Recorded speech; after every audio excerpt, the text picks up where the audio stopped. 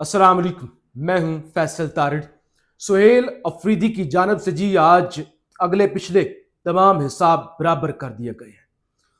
वफाकी हुकूमत के लिए अब जितना बड़ा चैलेंज खड़ा हो गया है, खास तौर पे आज जो हजारों की तादाद में जमरूद के फुटबॉल स्टेडियम के अंदर लोग इकट्ठे हुए और उसके बाद जो ऐलानात और फैसले किए गए हैं, उसके बाद अब वफाकी हुकूमत या फैसला साजों के लिए मुश्किल की घड़ी, या जिसे कहते हैं कि वो जो जिस तूफान को वो टालने की कोशिश कर रहे थे एक प्रेस रिलीज के जरिए, वो चीजें अब काफी मुश्किल होने जा रही है। क्या ऐलानात किए गए हैं, क्या सुहेल अफरीदी की जानब से कॉल दी गई है, इस हवाले से भी इस वीलॉग के अंदर बात करनी है। लेकिन सबसे अहम चीज ये है कि खान के हवाले से जो इंकशाफात और दावे हो रहे हैं, एक तो पिछले एक हफ्ते से खान की बीमारी आंख मौजूद बहस बनी हुई है, कैसे लाया गया, क्या मसला है, और ख़ास तौर पे इतना बड़ा ब्लंडर हो जाने के बावजूद जो खान से मुलाकात नहीं करवाई गई। तो दो चीज़ें सामने आ रही हैं। एक तो आज वकार भट्टी साहब, ये रिपोर्टर हैं जंग जियो के, और खसूसी तौर पे ये हेल्थ के रिपोर्टर हैं। इनकी जानब से जो इंकशाफात से भरी हुई रिपोर्टिंग है वो, और फिर मुबशर लुकमान की जानब से भी एक दावा किया जा रहा है और उस हवाले से भी बात करनी है। आपसे गुजारिश है इस यूट्यूब चैनल को ज़रूर सब्सक्राइब करें, वीडियो को लाइक करें, शेयर करें और फीडबैक ज़रूर दिया करें। मैं आता हूं अभी जमरूद के अंदर क्या हुआ, क्या टफ टाइम है, क्या कॉलें दी गई हैं और आज लोग कितनी बड़ी तादाद में थे और क्या जज्बात थे और अब आगे होने क्या जा रहा है। लेकिन सबसे पहले देखें, जब ये खान की बीमारी वाली खबर आई थी ना, तो एक चीज उस वक्त मैंने डिस्कस की थी और मुसलसल अपने वीलॉग्स के अंदर डिस्कस करता हुआ आ रहा हूं, वो ये थी कि जब भी किसी इंसान को कोई बीमारी होती है, खासतौर पे इस नोयत की बीमारी, तो उससे बहुत ज्यादा चीजें इंटरलिंक होती हैं, जुड़ी हुई होती हैं और भी बीमारियां। इसका मतलब यह है कि पीछे पीछे बहुत कुछ बॉडी के अंदर चेंजिंग्स चल रही होती हैं, जिस वजह से ऐसा रिएक्शन सामने आता है। मुख्तलिफ एग्जाम्पल्स भी मैंने आपको दी थी, फिर बाद में मुख्तलिफ डॉक्टर्स ने भी ऐसा ही बताया। उन्होंने कहा बिल्कुल जी, ये दिल की बीमारी हो सकती है, शुगर ज्यादा हो सकती है, खून जम ज्यादा सकता है, दीगर आर्जे जो है वो हो सकते हैं, जिसकी वजह से ये सारी चीजें होती हैं। आज जो वकार भट्टी साहब की खबर है, मैं दो तीन चीजें आपके सामने रख देता हूँ, फिर मैं आपको बताता हूँ वकार भट्टी साहब कहना क्या चाह रहे हैं। बानी पीटीआई, इमरान खान में आंखों की संगीन बीमारी की तशखीस CRVO क्या है और साबिक वजीर आजम को फौरी आंखों के इलाज की जरूरत क्यों पेश आई, ये बेसिकली टॉपिक है उनका। साबिक वजीर आजम इमरान खान में आंखों की एक संगीन बीमारी, ये हेल्थ रिपोर्टर मुख्तलिफ डॉक्टरों से बात करने के बाद लिख रहा है।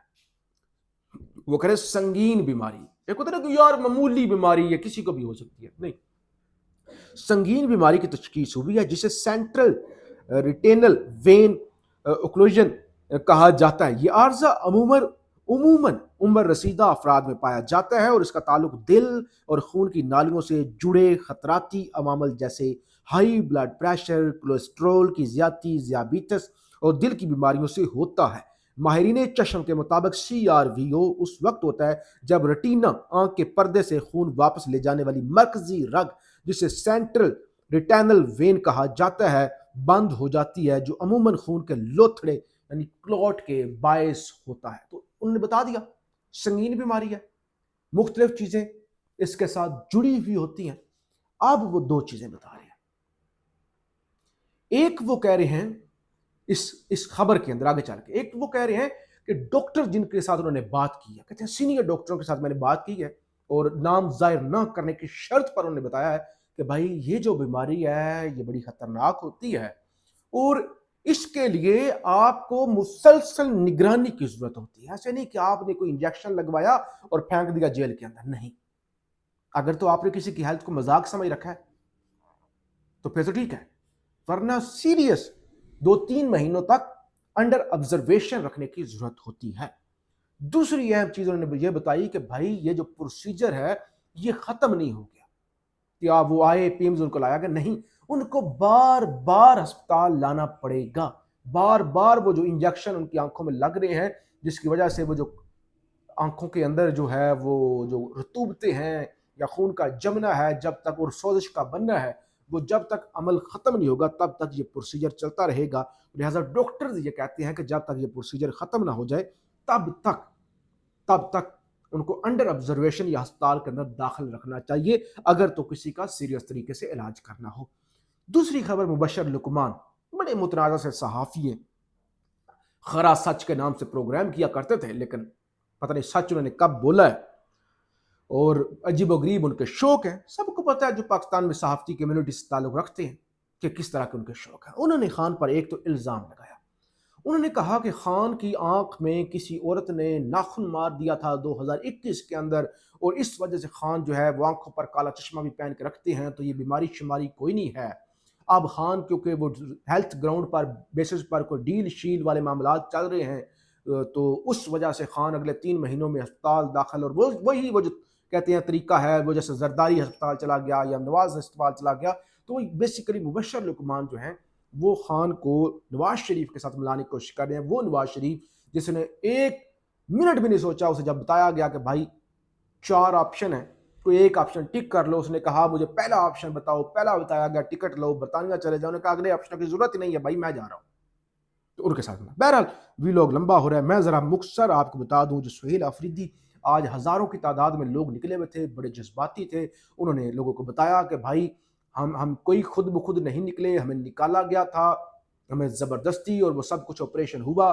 وفاقی حکومت یا ادارے جو ہیں وہ جھوٹ بول رہے ہیں کہ کوئی آپریشن نہیں تھا, کسی وزارت داخلہ نے منظوری نہیں دی تھی, یا جو ہے وہ خود اپنی مرضی سے جو ہے ہم انخلا کرنا چاہتے تھے. تو انہوں نے کہا یہ سب کچھ جھوٹ ہے. یعنی یہ رجسٹرڈ ہو گیا اس جرگے کے ذریعے کہ بھائی یہ سارا کچھ جو بھی ہو رہا تھا یہ کروایا جا رہا تھا, یہ خود بخود کوئی قدرتی عمل نہیں تھا کہ یہ ایسا ہو گیا. ہزاروں کی تعداد میں لوگ تھے, اور بڑی یعنی ایک بڑا مجمع تھا, گراؤنڈ بھرا ہوا تھا. پاکستان کے ٹی وی چینل دکھائے, یعنی آپ اندازہ کر لیں پاکستان کا میڈیا, پورا میڈیا بلیک آؤٹ. یعنی ایک عوامی ایشو ہے نا, سیاسی ایشو نہیں ہے, کوئی پی ٹی آئی کا ایشو نہیں ہے, لوگوں کا ایشو ہے. جیسے وہ بلوچستان والا معاملے پر سب بلیک آؤٹ ہے نا, اسی طرح یہاں پہ بھی مکمل بلیک آؤٹ. اچھا, سہیل آفریدی نے ایک تو جو بلوچستان کے اندر دہشت گردی کے واقعات ہوئے اس کی انہوں نے مذمت کی, اور بہت اچھا کیا.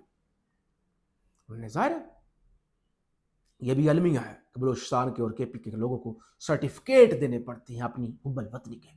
بہرحال انہوں نے مذمت کی. خواجہ آصف نے بھی اپنی پریس کانفرنس کے اندر ذکر کیا کہ انہوں نے یعنی اپنے پاکستانی ہونے کا ثبوت دیا. سہیل آفریدی نے جو ہے وہ بڑا اہم اور غصے میں تھے. جو تقریر تھی نا, جذبات جو تھے ان کے, ظاہر ان کے گھر کا معاملہ ہے. یہ کہتے دہشت گرد ہمارے گھروں میں گھس کر بندوق کے زور پر کھانا کھاتے تھے. صبح سیکیورٹی فورسز والے آ کر پوچھتے تھے تم نے ان کو کھانا کیوں کھلایا. انہیں کھلاتے تھے تو وہ دہشت گرد, انہیں نہیں کھلاتے تھے تو وہ دہشت گرد ہمیں مارتے تھے. اچھا, اگر کھلاتے تھے تو یہ سیکیورٹی فورسز والے مارتے تھے. جائیں کہاں جائیں, یہاں کھانا کھلانے کا سوال نہیں, سوال یہ ہے وہ یہاں تک پہنچے کیسے. سہیل آفریدی نے بڑا ایک اہم سوال اٹھایا. انہوں نے کہا یہ جو دہشت گرد ہے نا بارڈر سے آتے ہیں نا, بارڈر پر ڈیوٹی کن کی ہے. انہوں نے کہا بارڈر سے لے کر یہاں تک پہنچے تک 50 کے قریب چیک پوسٹیں ہیں مختلف جگہوں پر. وہ 50 چیک پوسٹیں کراس کر کے ہمارے گھروں تک کیسے پہنچ جاتے ہیں. انہوں نے کہا اس کا ہمیں جواب چاہیے کہ کیسے یعنی یہ ہمارے گھروں تک جو ہے وہ پہنچ جاتی ہیں, یہ چیک پوسٹیں جو ہے وہ کراس کیسے کر لیتے ہیں, اور ہمیں اٹھا کر کیسے جو ہے وہ لے جاتے ہیں, کیسے یہ وہ سب کچھ اتنی جو ہے وہ دیدہ دلیری کے ساتھ کر لیتے ہیں. بہرحال بڑی تعداد کے اندر شنواری قبیلے, ملاگوری, آفریدی, سلمانی اور مختلف قبائل, ایون کرسچن کمیونٹی کے لوگوں نے بھی اس کے اندر جو ہے وہ شرکت کی. تو سہیل آفریدی کی جانب سے جو کہا گیا, انہوں نے کہا ایک طرف ہم قربانی دے رہے ہیں, دوسری طرف جھوٹے پراپیگنڈے کیے جا رہے ہیں. یہ ہمارے ساتھ مذاق ہے, اور اس دفعہ کے پی کے کی عوام اپنے ساتھ مذاق نہیں ہونے دے گی. اس دفعہ آپ کی ہر پالیسی کے خلاف کھڑے ہوں گے, اور آپ کی آنکھوں میں آنکھیں ڈال کر ہم آپ کو بتائیں گے کہ ہم دہشت گردوں کے ساتھ نہیں, بلکہ آپ کی پالیسیاں دن بدن دہشت گردی بھی بڑھا رہی ہیں اور دہشت گرد بھی بڑھا رہی ہے, کہ آپ کی پالیسیاں غلط ہیں, ہمیں آپ کی پالیسیوں سے اختلاف ہے, اور ہم اس کی ہر طرح سے مخالفت کریں گے. انہوں نے کہا آپ خود 5300 ارب روپے کی کرپشن کرتے ہیں, اور مجھے آپ کہتے ہیں کہ آپ نے اپنے لوگوں کے لیے 4 ارب روپے کیوں منظور کیے. یہ میرے لوگ ہیں, میرا خیبر پختونخوا ہے, میرے پختون ہیں, 4 ارب نہیں 100 ارب روپے بھی میں ان کو دوں گا. اور سہیل افریدی نے کہا کہ آپ بات کیونکہ آگے نکل گئی ہے, اب آپ کی ناکامی ہے اور اوپر سے آپ جھوٹ بولتے ہیں, لوگ ہمارے مرتے ہیں, الزام بھی ہم پر آتا ہے, تو اب فیصلہ یہاں پر نہیں ہوگا. ان کا اب فیصلہ ہوگا اسلام آباد, اب ہوگی دمادم مست قلندر. یہ جرگہ بھی اور دیگر ضلعوں کے اندر جا کر بھی ان کا میں جرگے کروں گا, اور پھر جو فیصلہ جو ہم اپنا حق چھینیں گے وہ اسلام آباد والوں سے چھینیں گے. میں اسلام آباد پہنچوں گا. دیکھیں یہ قبائلی لوگ ہیں جو وہ کشمیر پر چڑھ دوڑے تھے, جنہوں نے انڈیا کو ناکو چنے چپوائے تھے. تو کوئی سیاسی ایجنڈا نہیں ہے ان کا, یہ تو متاثرین ہیں, یہ تو پہلے ہی حالات کے مارے ہوئے لوگ ہیں. اندازہ کریں اگر یہ لوگ اسلام آباد آ گئے تو پھر اسلام آباد والوں کے لیے بڑی مشکل ہو جائے گی. بہرحال پالیسیاں تبدیل کرنے کی ضرورت ہے. سچی بات یہ ہے, سندھ سے لے کر بلوچستان تک, کے پی, پنجاب, گلگت, کشمیر, ہر جگہ پہ مسائل ہیں لوگوں کے. اب پورے کے پورے 26-27 کروڑ لوگ تو غلط نہیں ہو سکتے, ہر ایک جگہ پر ایشوز ہیں, تو لوگوں کا قصور تو نہیں ہے. اس کا مطلب یہ پالیسیز تبدیل کرنے کی ضرورت ہے. بہرحال فیڈ بیک ضرور دیجیے گا. پاکستان زندہ باد.